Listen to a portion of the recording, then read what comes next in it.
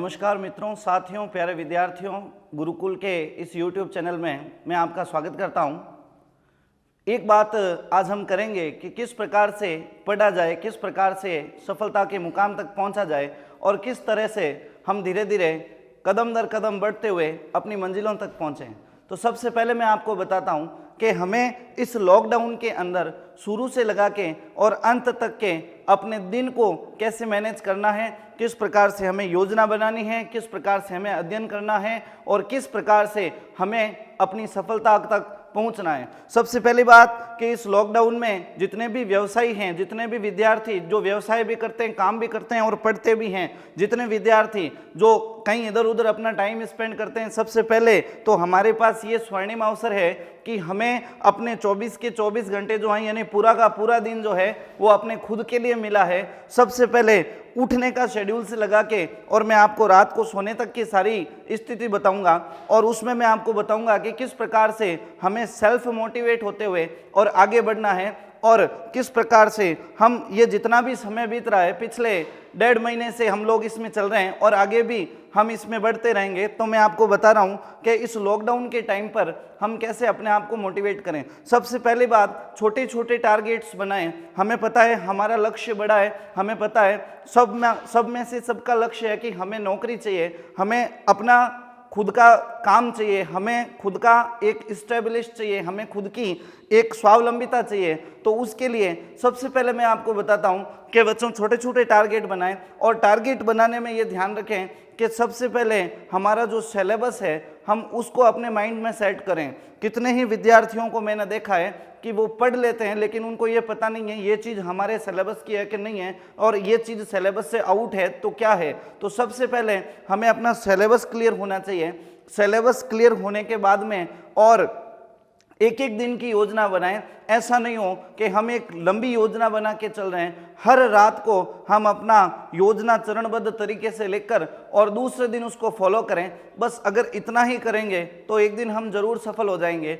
और सबसे पहला साधन है स्वस्थ शरीर। तो उसके लिए हमें प्रातः जल्दी उठकर और थोड़ा सा योग व्यायाम आदि को समय दे देना चाहिए और उसके बाद में सुबह के अंतराल में हमें जो विषय क्लिष्ट लगता हो, हमें जो कठिन विषय लगता हो, सबसे पहले उस पर फोकस करें क्योंकि उस समय माइंड में पॉजिटिव एनर्जी रहती है, हम थके हुए नहीं रहते। दूसरी बात, छोटे छोटे टारगेट्स बनाएं। मैं फिर से बता रहा हूं, छोटे टारगेट कि मुझे आज ये टॉपिक कंप्लीट करना है, मुझे इस टॉपिक को लेकर आगे बढ़ना है, तो बस उसी टॉपिक तक रहें। उसके बाद में कल के लिए दूसरा टॉपिक बनाएं। जैसे हम देखते हैं कि विषय भी एक नहीं होता, अनेक प्रकार के विषय होते हैं, सब्जेक्ट्स भी खूब सारे हैं। कुछ सब्जेक्ट्स ऐसे हैं जो हमें अच्छे लगते हैं, जिनको हम 4 घंटे पढ़ें तो भी हम नहीं थकते हैं, और कुछ सब्जेक्ट्स ऐसे हैं जिनको हम अगर 30 मिनट भी पढ़ें तो भी हम थक जाते हैं, 10 मिनट भी पढ़ें तो भी हम उनको छोड़ने की कोशिश करते हैं कि यार बहुत ज़्यादा पढ़ लिए हैं इनको, अब इनको छोड़ें। लेकिन ध्यान रखें, अगर सफल होना है तो हमें अच्छे और बुरे दोनों के साथ तालमेल बैठा के चलना पड़ेगा। मेरे कहने का तात्पर्य है कि हमें जो चीज़ अच्छे से आ रही है उसको हम जब थकान महसूस होने लगे उस समय हम उसको लेकर बैठें ताकि हमें उसमें एनर्जी बनी रहे, क्योंकि उसमें हमें इंटरेस्ट है। जिसमें इंटरेस्ट नहीं है उसमें इंटरेस्ट क्रिएट करना पड़ेगा। इंटरेस्ट होता नहीं है, हमें अगर कोई कहे कि 3 घंटे की एक मूवी देखनी है तो श्योर है कि हम उस जगह से हिलेंगे ही नहीं, 3 से 3.5 घंटे भी होंगे तो भी हम उसको नहीं छोड़ेंगे। लेकिन अगर हमें कोई कहे कि इस विषय की इस किताब को आपको 3 घंटे तक कंटिन्यू पढ़ना है तो शायद हम हर आधे घंटे के बाद में घड़ी देखेंगे और हम ये सोचेंगे कि हम इसको इतना पढ़ चुके हैं, अब बोरियत महसूस हो रही है, अब हम इसको छोड़ लें। तो इमेजिनेशन में एक सबसे बड़ा पावर होता है। अगर हम खुद को रोजाना इमेजिन करें बच्चों, अगर हम रोजाना जितने भी विद्यार्थी हैं अगर हम इमेजिनेशन में जाएं, इमेजिनेशन में जाके इमेज करें कि जिस चीज़ के लिए हम कोशिश कर रहे हैं, जिस चीज़ के लिए हम दौड़ रहे हैं, हम वहाँ तक पहुँच चुके हैं, वो हमें प्राप्त हो चुकी है।